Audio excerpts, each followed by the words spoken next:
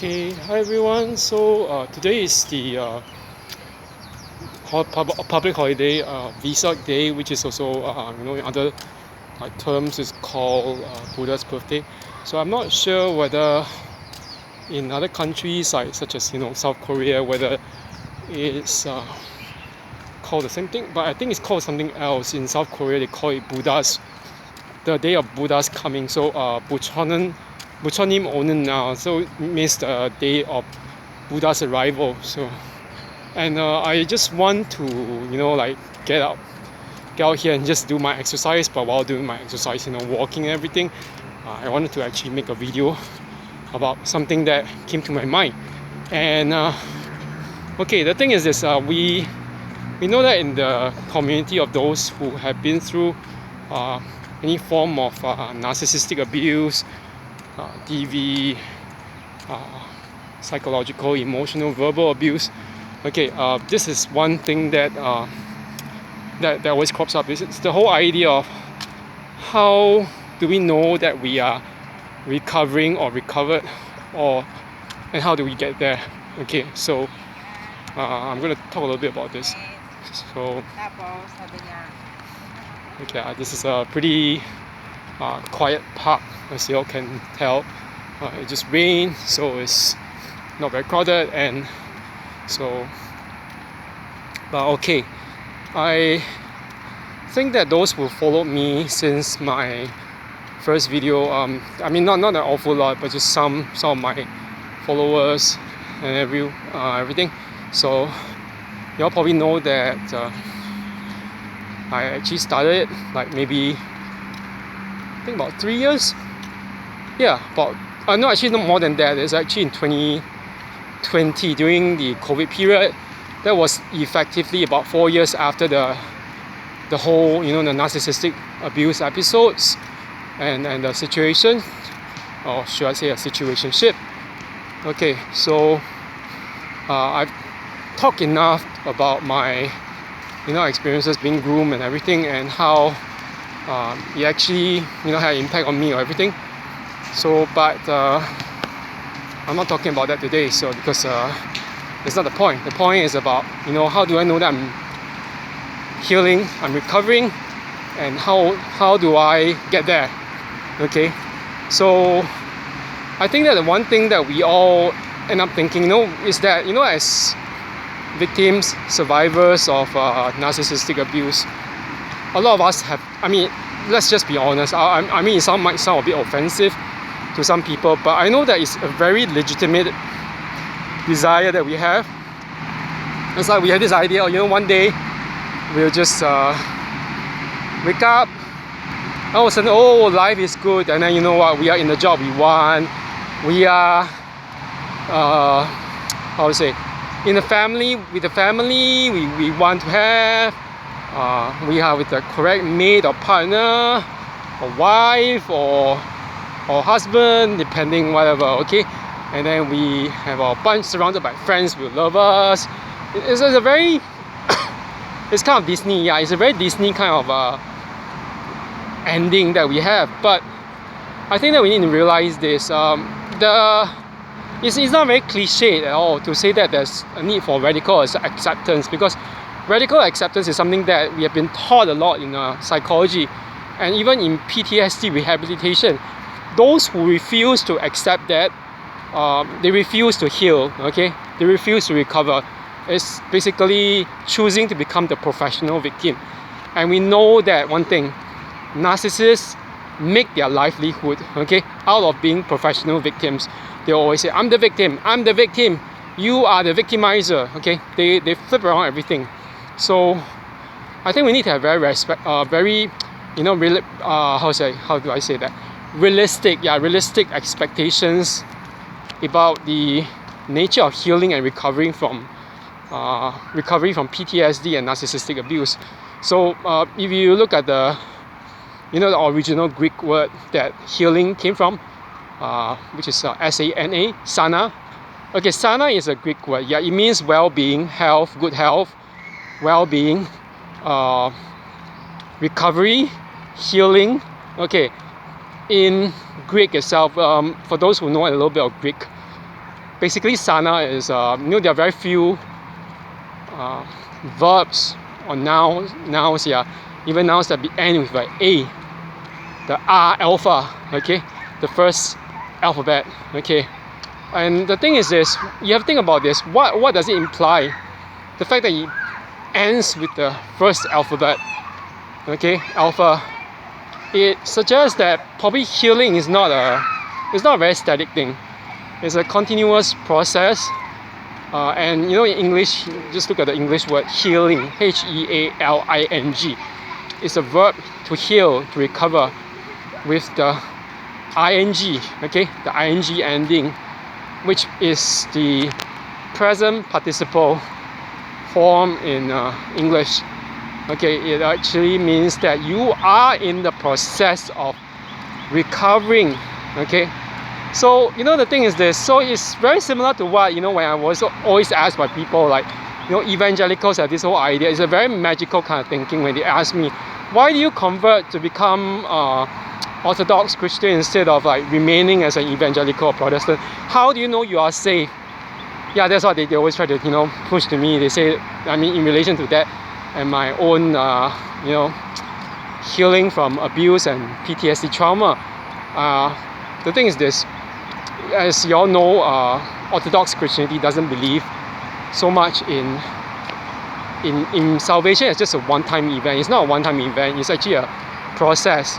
So I always say this is what's being said in Orthodox circles. I am saved. I am being saved. Okay, and I will be saved. Okay, so it's past, present, and future. Okay, that's been involved. So that kind of process of salvation or your soul's rehabilitation can also apply to your emotions, things even like your trauma and everything. So it's the same thing. I am healed, Healed. I recovered from certain things, certain patterns. I am healing, okay? I am still recovering from certain triggers, okay? And I will be healed, okay? I will eventually reach the state where I am going to be totally trigger free, okay? So that's one thing, okay? So to be realistic, once we see that whole process, instead of just like having that fantasy of a one-time event, whatever, that's when you realize actually, you know what, I'm already healing. It doesn't matter, okay, that I'm not like 100%, but I'm getting there, and that makes a lot of difference. Okay, it really makes a lot of difference. And another thing is this, I think that the whole thing is that maybe those expectations really need to go in the end. Okay, so yeah, that's just my 2 cents worth of it. But to go back to the other thing about this, okay, about how do we know that we're getting there and how to get there itself. Okay, I think that it's very important that we need to, the basic thing is that every one of us, we believe that the whole thing about God being a healer, that He can heal you and recover you, bring you onto that road of recovery. It's not like a instantaneous or magical event. But that aside, so we need to take the first part, to ask, to turn to Him. So that's a way. Even the psychotherapist told me herself, one day you might want to just consider getting back to pursuing the whole thing with your own spirituality, going to church again. So now, as you all know, that I don't really exactly have time because I have to work on weekends, and it's actually taking a lot of toll on me mentally. So I'm actually in the process of looking for a new job or new jobs and everything, and of course that hopefully when it works out, I will be able to either switch around the schedule or to leave that job that's taking away my time on the weekends, so that I can actually recover and rest. And but that aside, there's some other things that I think is very important, that are very important. One of them would be to stop Stop blaming. Okay, stop blaming. Why do I say that? Because you know that the whole thing is this.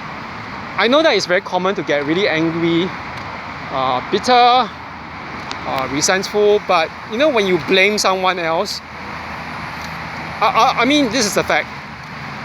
Every finger you point always has 3 fingers pointing back at you. So okay, I'm not saying that we are to blame for the abuse. None of us are really to blame for the abuse.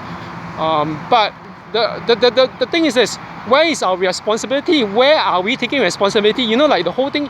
You keep on saying it's their fault, but we just don't take any effect, any effort. We don't take any effort whatsoever to try to take care of ourselves. You know, it's just like saying, you stabbed me in the back, you hurt me in the back. Why aren't we addressing our own wounds? We are not addressing our own wounds, okay? So, like stopping this blame is so important. You know, the thing is this: to even get there, how do we get there? Okay, I said before, stop following as many of those, you know, narcissistic abuse channels as possible. Just stop following them, okay? And especially if the channel is full of really angry, accusatory people. You know, for example, you know, I know that I was telling you about this lady, you know, by the name of Nut Poacher. She was getting extremely angry. All her posts were recently just, attacking men. She was verbally accusing them, you know, denying that men can be victims of abuse, that men can be, manipulated by other men and other women. And she was just like being a radical feminist, but she wasn't just being a radical feminist, because I know a radical feminist, but none of them are as angry as her, okay? You know, my advisor back in university, back in my grad school, she's a feminist, you know, she's lesbian, everything, she's fine, you know, she has a lot of empathy. And she even told me once when I was undergoing a lot of stress, you might want to consider going to some counseling in school, you know, the therapy in the university, they might help. And yeah, she's really, really good. So I really miss her among my, advisors, everything. But that's the whole thing. But the whole thing back to what that lady Nut Poacher was doing, because I don't think she's the only one, because from what it appears, when female content creators get really angry, some of them, those who claim to be radical feminists, they go on this track of hating men. They blame all men, ALL, all men for everything, even those men they do not know. And so, it's like this. We have like the male incel, the incel who basically meaning involuntarily celibate, like men who cannot be what involuntarily celibate, meaning that they don't have any like sex life or any sex partner or any girlfriend, simply because of certain reasons. Maybe because they don't look attractive, or they don't have a social standing that attracts the opposite sex to them. Okay, and I mean, it's just something that's the reality of it. But the thing is, we don't forget there's such a thing called the female incel, not just the male incel. The female incel meaning the femcel, FEMCEL. Okay, the female incel is equally toxic. Okay, just like we say that the male incel blames women, the female incel blames men. Okay, they're no different. Two sides of the same coin, equally toxic, equally vicious, and equally unhealed. Okay, they don't love themselves. They just want to find someone to blame. They don't want to take responsibility. Okay, so that's the thing. I just realized, I was so happy when I started unfollowing Nut Poacher and some of these other, female content creators for narcissistic abuse, because I realized they're just toxic. They're not helping me to get to that point. And I remember telling my psychotherapist about it, and she said, well, yeah, she kind of agreed with me. It's a woman who agrees with me, a psychotherapist. She said that it's not helping me to get to where I will be, or where I want to be. And I mean, to that effect, the good thing is that after what I went through with the psychotherapy sessions, she said, you're getting there. You are less triggered by the events of narcissistic abuse, but there are other things which are probably more important, such as your own decision to kind of like improve your financial situation. Yeah, I know that I'm making a living, but I still don't really like the way that I feel that I'm not in a job that I really like, that I can do for a long time. And you know, the thing is after 2016 or 2017, yeah, I mean, I've been doing this whole thing with teaching, including tutoring and ESL for like so many years since 2017, and it wasn't very satisfying as time went by. Not so much because of the money. I mean, money was good money at times, on certain occasions, obviously, because if not for the money, why would I be able to go traveling to countries like Iceland, Denmark, Korea, New Zealand, Georgia, Armenia, all this, okay? And even Australia, which is quite expensive. And why would I be able to do that if not for the money I made in all these jobs? But you know, the thing is this, you realize that you want to just, you know, you want to get to a better state. You always want to get to a better state. So, yeah. So the thing is this, we all need, not just me, but we all need to stop subscribing to other people's issues, okay? So stop subscribing to those channels where people complain, blame a group, and yeah.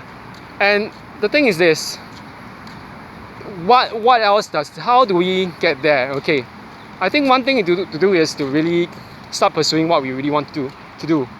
Okay, I remember that once, you know, when I was when was that? Actually, there was this right after I was just right after my trip to Korea. I think it was like the beginning of 2023. I actually posted one thing on my social media. I said, what is the one thing that you wanted to pursue or to do, but which you gave up or placed on hold because of all these toxic people? It's time to start doing them now, okay? The Kairos moment, meaning the now moment, okay? Don't place anything on hold just for people who are toxic, who couldn't care less about you, okay?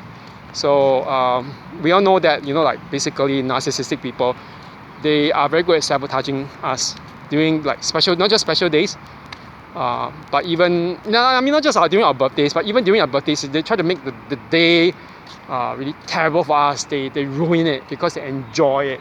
Okay, they get a sense of schadenfreude. So we're not going to go down that whole rabbit hole. And so, yeah. So the thing is this, I think that it's time to, you know, start pursuing our dreams, doing what we want to do, okay? And I don't think that any of us should be living in survival mode anymore. You know, survival mode is where I just want to do it, I just want to go past the Spanish moment, doing this, living this life this way, and getting my money, whatever. But this is not living. This is just basically, it's not even living well, okay? It's just called existing, being there, okay? Taking out space and going through the motions of life. It's like, you know, the autopilot mode is not very healthy in the long run, okay? People who go through that, they become very unlikable. You know, it's just like when I was talking about, back to the whole issue with all this, you know, those content creators. You know, one thing is this, when they tell people that, you want to be left alone by men, trust me, not just men, even women, people who are healthy, like in general, they will all leave you alone because you become very unlovable, okay? You become as unlovable as the narcissist that you are always accusing. Why? You become their so-called mirror image, okay? So don't be like that. Okay, so yeah, just to recap what I said, basically, to get there, be realistic, okay, about your own healing, to know that it's actually a process. Next thing being that we need to stop subscribing to other people's issues, including other people's channels, when they are always accusatory, angry, and negative. And the third thing is, start pursuing your dreams, what you want to pursue, okay? No one is there to, like, you know, help you, not unless you can start looking for help, okay? And which then brings me to the fourth point. The fourth point meaning stop relying on life coaches. Okay, where possible, don't go to a life coach. I don't recommend it because I hate to say it, but it's true. Most of all these people, I mean, the one thing that they claim to rely on or turn back to is just experience. And I'm not saying that experience is wrong, but it's just that sometimes the way they use to recover might not even be really certified or even might not even work. So it's like, the case of the blind leading the blind. Okay, so I know that some people might not agree with me about this, but where possible, instead of just relying solely on life coaches, go immediately to a therapist. I didn't realize this. It took me how many years? Let's say about 4 years. Not 4 years actually, 6 years. Yeah, 6 years after the abuse episode to find a psychotherapist. And that one thing that was said by the first psychologist before she moved on and got my case taken. Before my case was taken over by a new one. That first psychologist just told me, Kevin, it's been 6 long years. 6 long years after the abuse episode. What she was meaning was that, it's really time that I started working on it to recover. And the time of course I had counseling. I had counseling from 2018 onwards, but the counseling always it's on and off. It's not always in the aspect of just that whole trauma or PTSD. Mostly it was only in the aspect of my own financial situation and my whole depression that was linked to it. But I realized this one thing. When I started finding the psychotherapist, okay, looking for one, getting the counselor to recommend someone who knows EMDR, I started realizing, that was the best thing that actually could happen to me in terms of the healing process, because they were there to help me sort out my own trauma, to learn how to deal with the triggers, to reduce the impact of the triggers. And of course, I'm not saying that there's always going to be like some situation where you might not getting triggered again. That was what happened at the end of last year. I got triggered, for 1 whole week. I was suffering from very severe indigestion, stress, and everything. And then after the choking incident as well, over last year, I had difficulty eating and chewing and everything. I still have it, but at least now I think that I'm not like seeking for healing in the wrong places, okay, and especially not from the wrong people who can't even help me. And yeah, so this is the last point, okay, the 4th point, basically to stop looking for help in alleged experts. Instead, turn to a real professional, okay, who is trained, who's at least trauma informed, if not anything else, okay. Don't go for those so-called life coaches and all this hodgepodge new age stuff, and or even I have experienced it. How do you know if they experienced it? They some of them just teach you to continue blaming people. I don't think that they have any kind of like credentials whatsoever to back them up. Okay, and in the worst case scenario, some of them just go and attack other people. Okay, they verbally accuse other people of being this and that, and it's all for the sake of their own business and own money. Okay, it's very dishonest and very unethical. Okay, so anyway, I'm actually done with my walking. Okay, it's time to get back, and I hope everyone has a good day. So I'm gonna get just freshen up and maybe do some shopping or walking around, okay, somewhere else. Since today is the holiday, okay, time to get out. Okay, so you know what? Enjoy life. Don't let anyone negative or toxic spoil your day. Okay, they're not worth it. Okay, bye bye.